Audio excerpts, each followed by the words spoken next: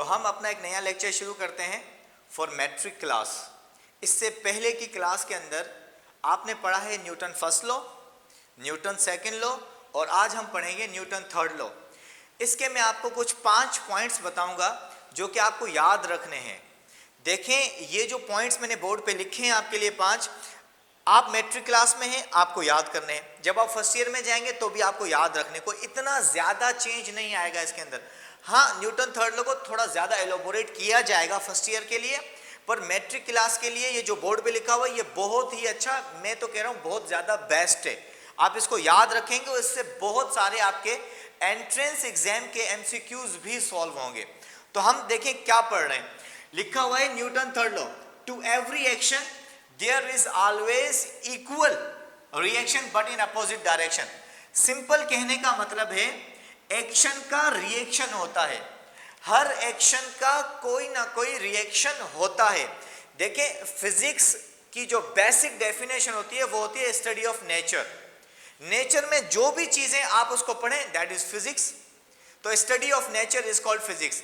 अब नेचर हमें क्या बताती है? नेचर हमें बताती है अगर आपने आज कुछ गलत किया तो next time you will have to face, आपको वो फेस करना पड़ेगा। तो न्यूटन थर्ड लॉ भी कुछ इसी तरीके से है।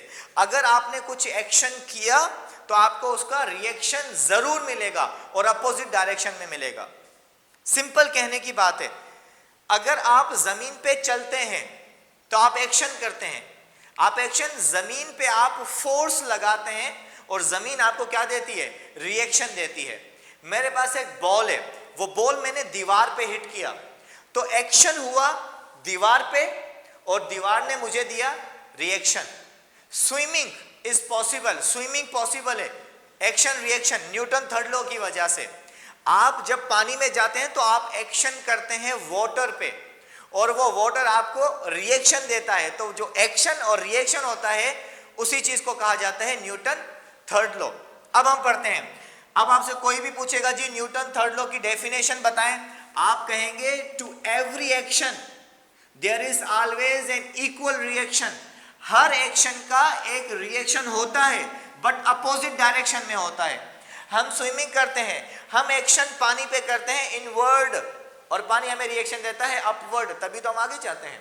जमीन पे हम एक्शन करते हैं, हम पांव लगाते हैं जमीन पे डाउनवर्ड और जमीन हमें रिएक्शन देती है अपवर्ड। ऐसे बहुत सी एग्जाम्पल हैं। जैसा कि एक एरोप्लेन है वो अपवर्ड मूव होता है, एक रॉकेट अपवर्ड मूव होता है, तो वो एक्शन रिएक्शन होता है। जैसे वो अपनी गैस को विथड्रॉ करता है, बाहर फेंकता है, तो बाहर का जो ऑक्सीजन है एटमॉस्फेयर पे उस पे एक्शन होता है और वो उसको देते हैं रिएक्शन और वो रॉकेट आपका जाता है स्पेस में। ऐसी बहुत सारी एग्जाम्पल हैं। There are many examples of Newton third law.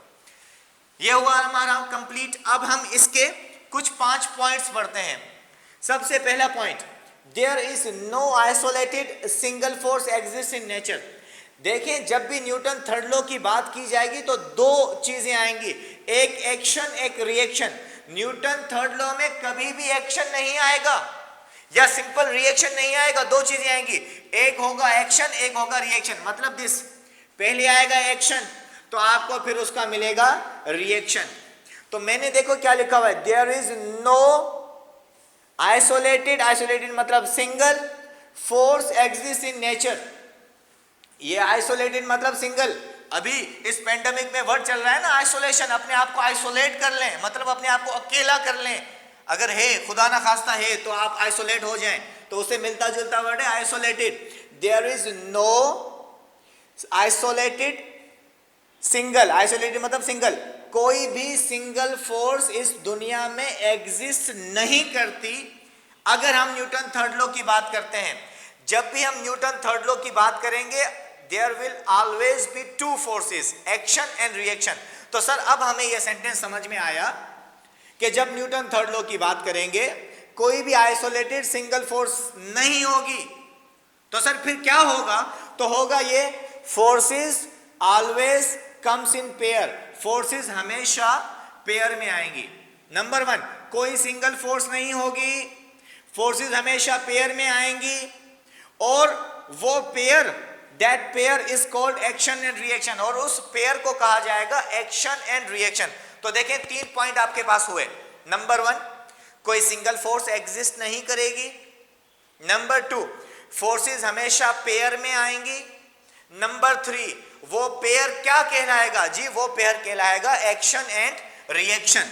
अब आते हैं आगे, देखें ऐसी मैंने सीक्वेंस बनाई है जहां पे वर्ड खत्म होगा वहीं से शुरू हो जाएगा नया sentence.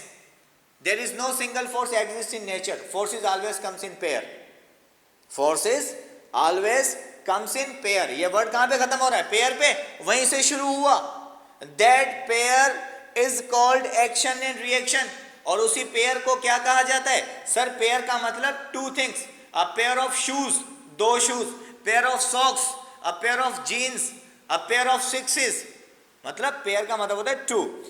Forces always comes in pair, forces हमेशा पेयर में आती हैं। और उस पेयर का नाम क्या होता है? सर उस पेयर का नाम होता है एक्शन रिएक्शन। अब यहीं से ही न्यू सेंटेंस शुरू होगा, action and reaction always acts on two different bodies. ये बहुत ही ज्यादा इंपॉर्टेंट पॉइंट है, बहुत ही ज्यादा। ये एंट्रेंस एग्जाम में ज्यादातर पूछा जाता है। क्या एक्शन और रिएक्शन एक ही बॉडी पे लगता है? जी नहीं, एक्शन एक बॉडी पे लगता है तो रिएक्शन दूसरी बॉडी पे लगता है। सर इसकी एग्जाम्पल बताएं। जब आप जमीन पे चलते हैं तो आप एक्शन किस पे करते हैं? सर हम एक्शन करते हैं जमीन पे, तो हमें जमीन क्या देती है? Reaction. Action on earth and reaction on my foot.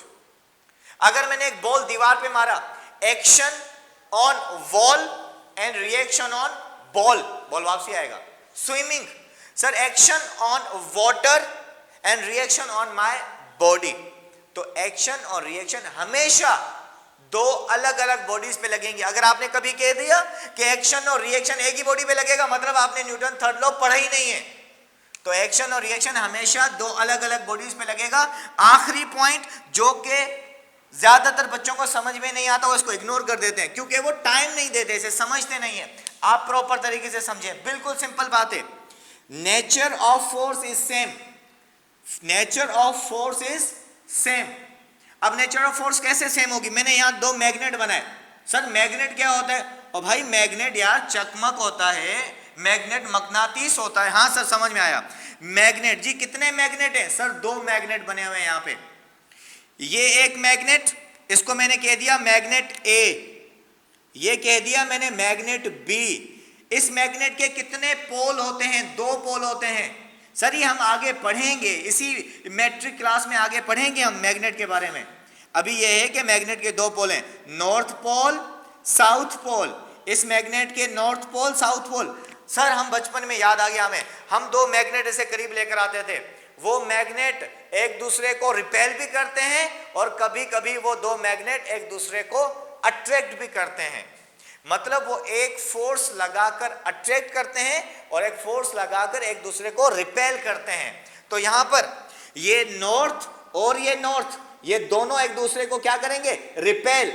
Same है ना भाई, कभी भी हमें सेम चीज अट्रैक्ट थोड़ी करती है, हमें अपोजिट थिंग्स अट्रैक्ट करती हैं। मतलब ये देखें, ये नॉर्थ है, ये नॉर्थ है, तो नॉर्थ और नॉर्थ दोनों सेम पोल हो गए, ये एक दूसरे को रिपेल करेंगे। ये मैग्नेट यहां भागेगा और ये मैग्नेट यहां भागेगा, ये दोनों मैग्नेट एक दूसरे पे फोर्स लगाएंगे।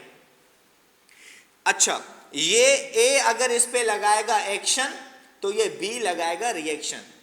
एक्शन रिएक्शन, और एक्शन और रिएक्शन दोनों मैग्नेटिक होंगे। सर ये तो सिंपल बात है, अगर बॉडी ए इस पे एक्शन लगाएगी तो उस एक्शन को क्या कहेंगे? Magnetic action. और अगर ये इस पे रिएक्शन लगाएगी तो मैग्नेटिक रिएक्शन।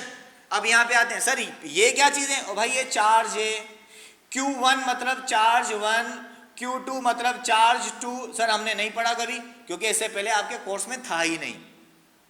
अभी हम इसको पढ़ेंगे। Q1 मतलब चार्ज 1 और Q2 मतलब चार्ज 2। और ये दोनों चार्ज कौन से हैं? पॉजिटिव। सर इसके अलावा भी होते हैं, यस, नेगेटिव चार्जेस भी होते हैं, ये पॉजिटिव ये नेगेटिव। अब देखें ये दोनों नेगेटिव है, सेम है, रिपेल करेंगे। ये दोनों अपोजिट है, अट्रैक्ट करेंगे। और यहां पर दोनों पॉजिटिव है, क्या करेंगे जी? रिपेल करेंगे। Q1 Q2 पे फोर्स लगाएगा, Q2 Q1 पे फोर्स लगाएगा, वो जो फोर्स लगाएंगे ना उन दोनों फोर्स की नेचर सेम होगी, उन दोनों फोर्सेस की नेचर सेम होगी। अगर Q1 एक्शन करेगा तो इलेक्ट्रोस्टैटिक एक्शन, और अगर Q2 रिएक्शन लगाएगा तो इलेक्ट्रोस्टैटिक रिएक्शन। तो कहने का मतलब है नेचर ऑफ फोर्स सेम रहेगी। दो मैग्नेट हैं, magnetic action, magnetic reaction, electrostatic action और इलेक्ट्रोस्टैटिक रिएक्शन। ऐसे तो नहीं हो सकता मैग्नेटिक एक्शन हो इलेक्ट्रोस्टैटिक रिएक्शन, नहीं sir. Magnetic action electrostatic reaction, sir ऐसे नहीं हो सकता।